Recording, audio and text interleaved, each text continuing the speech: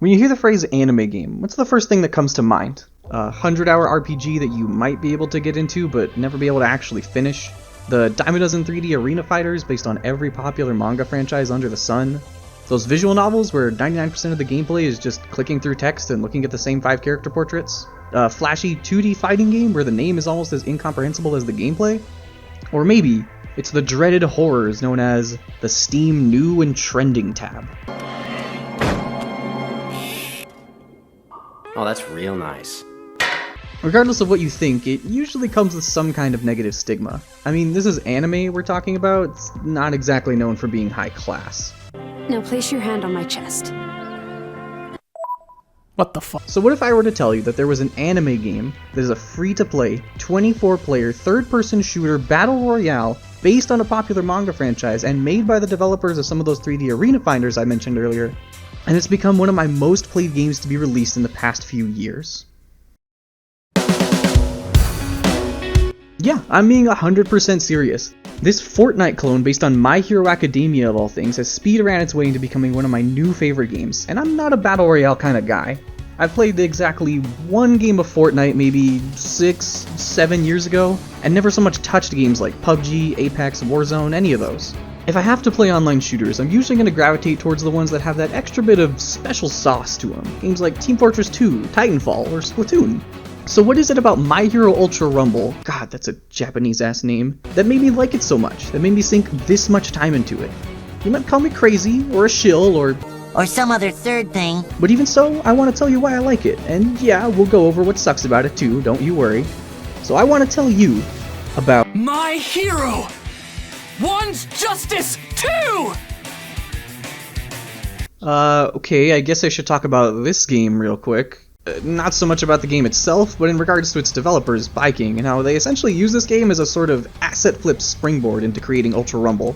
Character models, animations, a lot of what you'll see in Ultra Rumble is taken straight from this game, with a few tweaks here and there. Hell, the entire UA Island stage is essentially just an amalgamation of some of the different battle arenas. If I had to guess, I'd say that Namco Bandai, the game's publisher, originally just wanted to have BAYBEE make a third One's Justice game to adapt more of the anime's story. One's Justice 2 did get a surprising amount of post-launch content, namely full English voice acting along with 10 additional DLC characters over the course of nearly 2 years. Clearly the game did well enough financially for Namco to give the okay to all this extra work.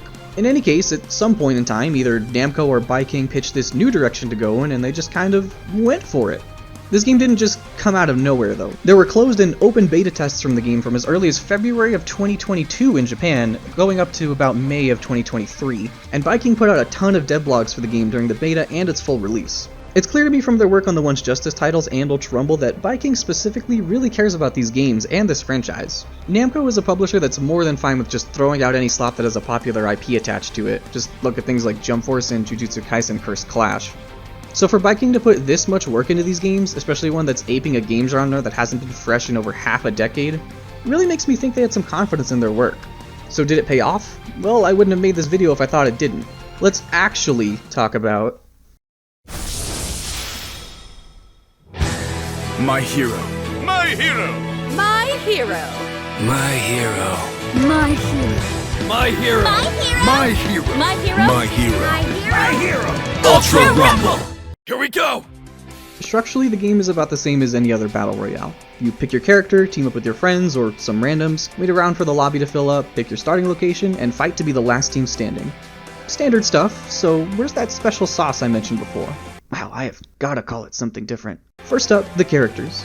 As of Season 5, there's a total of 23 playable characters split across 5 roles, which gives you a general idea of what the character is capable of, as well as providing your team with a passive buff. Strikers are offensive and boost attack, Assault is also offensive and boosts defense, Rapids are fast and boost movement speed, Technicals are disruptive and boost reloading speed, and Supports are keep away that boost healing. Of course, everyone still brings something to the table that sets them apart from other characters in their role.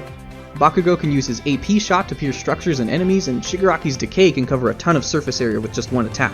Kirishima can buff his defense, and Kendo has a shield that Reinhardt wishes he had. It can even block melee attacks. Ida and Froppy can lay on the damage with hit-and-run plays, or by chasing you down. Dabi can lay down traps, Aizawa can bind you with his Scarf or seal your quirks, and Himiko can— I can transform. Yeah, we know. Momo can create lucky bags that have useful items, Mr. Compress can reflect projectiles, and CEMENTOSS, well, he's just playing Fortnite. More on him later. I'll collapse it now. I said later! On top of their 3 quirk skills, everybody also gets a special action that ties into their character or unique abilities. Deku and All Might can both pick up teammates that are downed and carry them to safety. Ochako can make use of her float to give herself or an ally low gravity for a bit. Twice can KO downed enemies and turn them into doubles, the list goes on. Some are more situational than others to be sure, but it still adds a little extra layer to every character. They've also been adding quirk skill sets for several characters, which are essentially like alternate movesets, giving them a different role and quirk skills that shake up the way you play the character. The character variety is extremely high considering the roster size, and it's only gotten better as more have been added. The amount of different playstyles and levels of skill expression within those playstyles is huge, and it should only take a bit of experimentation to find new characters you like.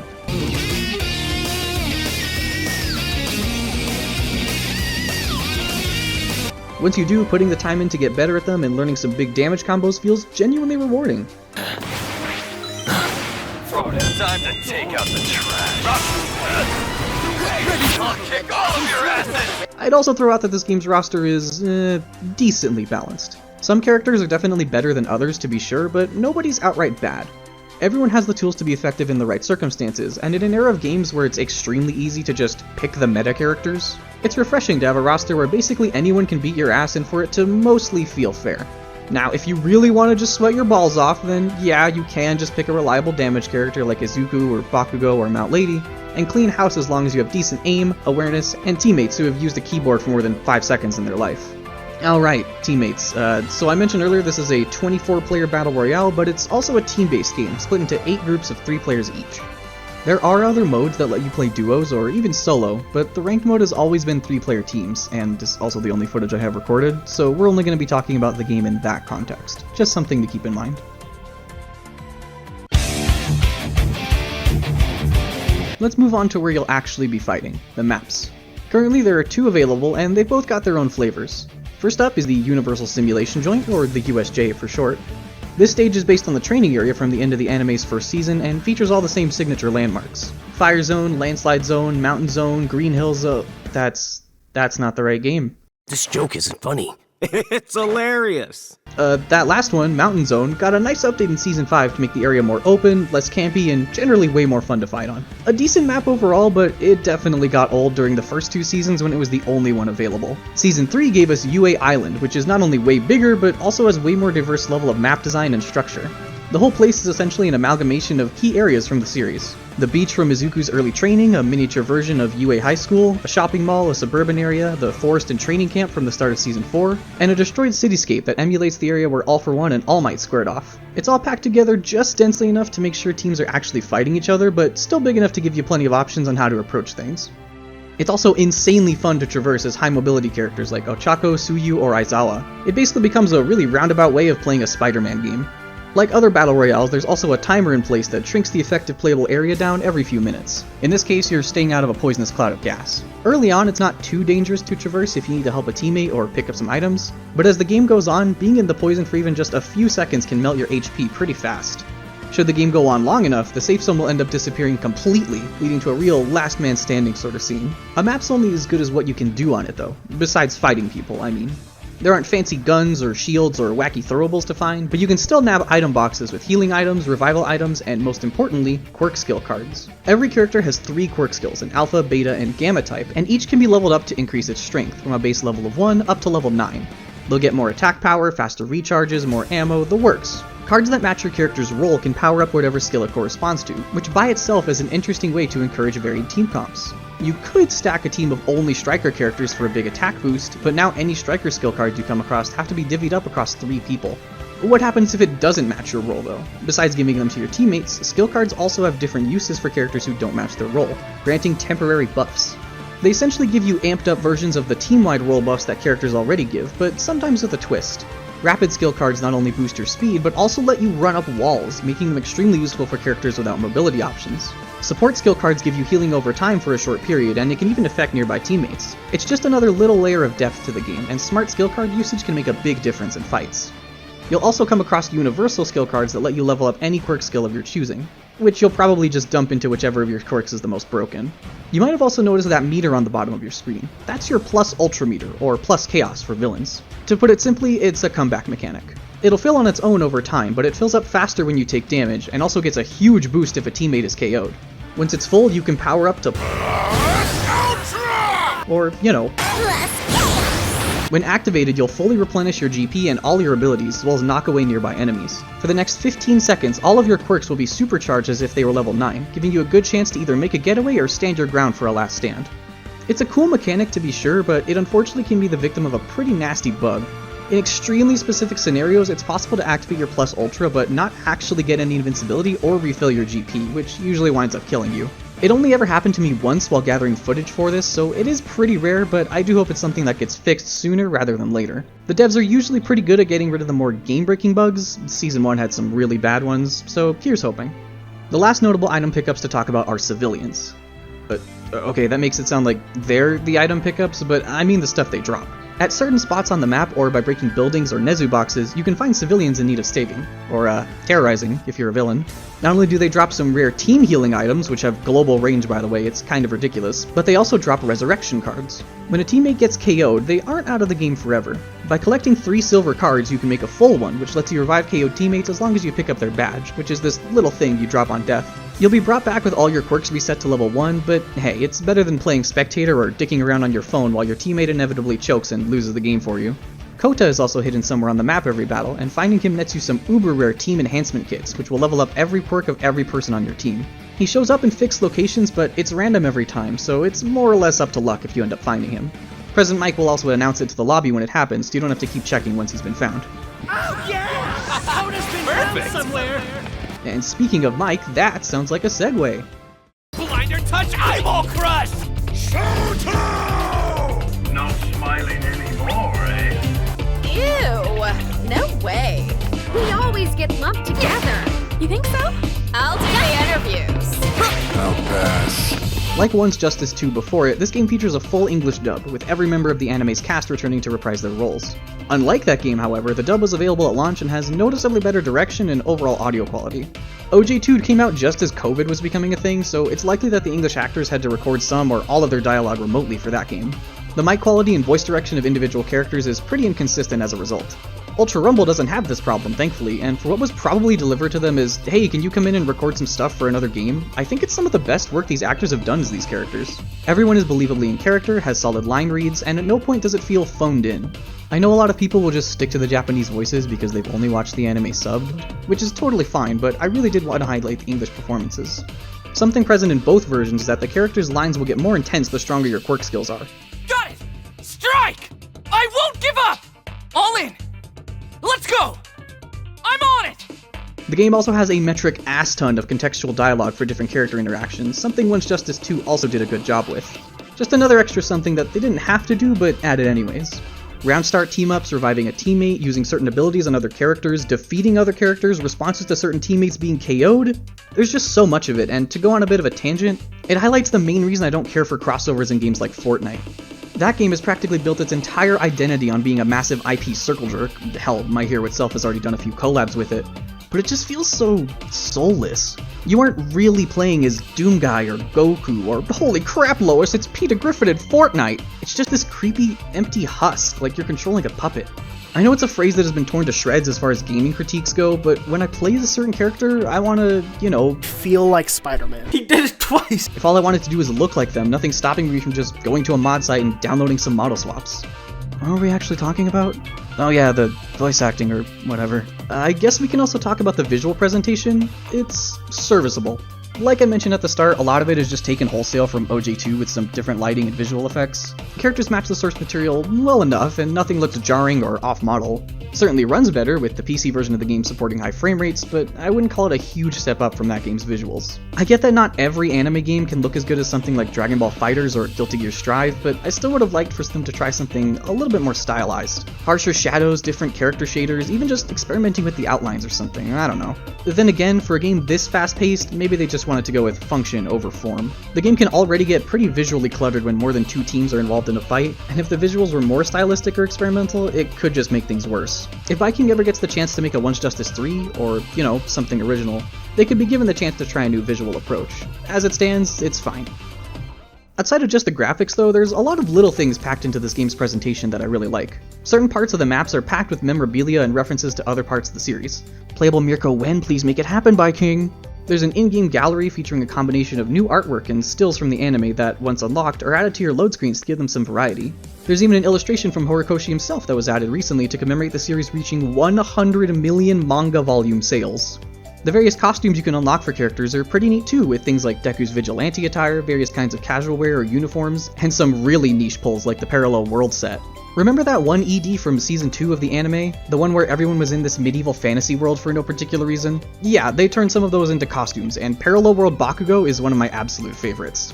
We'll murder everyone at UA! With our sound! There's also emotes, as is the style of the time, and they're fun little ways to waste time in the pregame. They're spammable too, so you can do stupid things like this. You can shit because I am the symbol of peace! I gotta say though, some of these voice lines are kinda strange. I'd like you to remove your head from your ass! But I don't see that happening anytime soon! Don't fuck with me! However, now that we've started talking about cosmetics and unlockables, it's about time we get to what is easily the most contentious part of this game.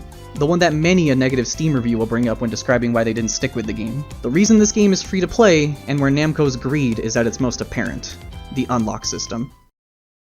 Now, let's be honest, there's pretty much no way for a free-to-play game to have a monetization system that people will actually like. Ideally, it would be a system that's purely cosmetic, with no actual gameplay content being locked behind a paywall. Even when it is purely cosmetic, the amount of money they can ask you to spend can be pretty outrageous considering what you're getting for it. There are games with more, contentious monetization that can get away with it because their core gameplay is good enough or their characters are appealing enough, but that doesn't make it any less sleazy.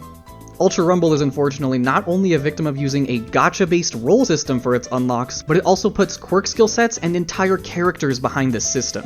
When you first start playing, only 6 characters are available to you to use whenever you want: Izuku, Ochako, CEMENTOSS, Mount Lady, Shigaraki, and Dabi. Everyone else, you gotta unlock them, but hold on, it's not as bad as it sounds. Firstly, you have the Special License, a permanent license that everyone has access to at all times. You level this up just by playing, and through it you can unlock Bakugo, Todoroki, Sue, Mr. Compress, Himiko, and finally All Might. A number of other characters can also be unlocked using character tickets, which you can buy in the in-game shop without spending any real money. Those characters are Ida, Kaminari, Momo, Kendo, and Ibara. Everyone else, however, has to be unlocked via the role system for unlimited use, and don't get me wrong, that sucks. Nobody should have their favorite character locked behind RNG, especially not in an online-only multiplayer game. You can still play as them, but you have to use these limited character vouchers. You get 3 of these a day, but the amount used depends on the character. The newer the character, the more you need, to the point that a season's newest character will use up all 3. Is this a good system? No, not at all. If it was just the costumes and emotes and whatnot, that would be one thing, but the fact that it's entire playable characters is what makes it so bad. Even if it doesn't take that much work to unlock some of them and you can still play as any character some of the time, having a fair number of them locked behind RNG in the first place is unacceptable. And it gets even worse. Remember those quirk skill sets I mentioned a while ago, the alternate movesets for characters that shake up the way they play? Yeah, those can only be used if you've unlocked them from roles. You can't spend vouchers to play with them, hell, you can't even go into the training mode with one if it's not unlocked. At least for characters you can use training mode without using vouchers. It's honestly unacceptable, and it's a huge blemish on what could otherwise be a somewhat fair system. Except I can't even say that about it because it's fucking RNG! Even if you do end up spending money, there's no guarantee that you'll get what you want. Yeah, sure, there's a point system in play where you can exchange points for an item of your choosing, but characters and skill sets cost 200 fucking points! You'd have to do 200 rolls without getting what you want for this to even be usable, and it's not like the points are banked or rolled over, they're tied to individual banners. Like, holy shit guys, why even have this system if it's this abysmal? I can completely understand why someone would see this system and immediately drop the game without giving it a second thought. It's the embodiment of scummy, free-to-play microtransactions that prey on people with bad impulse control and, more importantly, kids. This game is available on all current platforms, which means it's on Switch, which means it can easily be played by elementary or middle schoolers who know how to use a credit card without permission. Kids shouldn't have to feel like they need to spend extra money to play as their favorite character or have fun in a game. Nobody should. If you like a game and want to keep playing it in the future, then go ahead and spend some cash on it. I've certainly spent a pretty penny on free-to-play games in the past, but not everybody can do that. A lot of people download free-to-play games specifically because they can't afford anything else and still want a way to have some fun in their downtime. For a game that I think is so much fun and has way more potential than it really has any right to, it seriously sucks to see it burdened by such an awful monetization system. The game isn't too far away from its first anniversary, and there's always a chance we'll see some change, but knowing Namco, I seriously doubt it'll ever happen. But hey, at least they aren't charging you $500 for a single character skin or something stupid like that. I mean, there's no way there'd ever be any company stupid enough to charge half $1,000 for a virtual dress-up item. If anyone did ever do that, the company and the people who bought it would become an absolute laughingstock. Can you even imagine $500 just for one costume? No way would that ever... Wait, what? There's actually a company that did that? And people bought it? And people started banning that character in games so the idiots who bought it couldn't even use it? Who the fuck? Why the fuck? It was fucking League of Legends, wasn't it? I swear to God, if I look this up and I see that it was... I hate video game companies so goddamn much. Have I mentioned just how insanely fun these characters are, though? As Izuku, you can use this sick charge shot to snipe enemies from super far away, and with Black Whip, you have insanely versatile movement. Bakugo gets 2 mid-air dashes that he can combine with his grenades to straight up carpet bomb people. It's so satisfying. Ochako and Froppy, those two are basically just Spider-Man. You can zip from point to point like an annoying-ass fly that you just can't hit, and it can be a pain to fight them sometimes, but it's just so fun. Mount Lady can use her gigantification to become insanely huge, letting her run over groups of enemies and fulfill that giant Dami-Mommy fetish that you definitely don't have. Mirio can straight up run through walls and buildings with his permeation, and you can even do that sick underground uppercut. All for One can steal other characters' quirks while they're down, and seeing him use other movesets and animations is one of the most hilarious things in the entire game. And CEMENTOSS, oh man, CEMENTOSS. He can create pillars and walls and platforms, and they can connect to each other too. This gives him an insane amount of flexibility with how he plays, since he can pretty much turn any area of the map into whatever terrain he wants.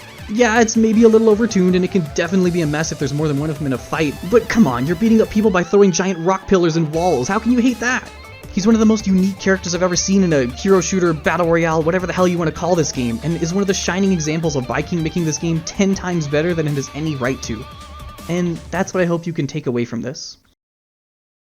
By all rights, this game should have been dead on arrival.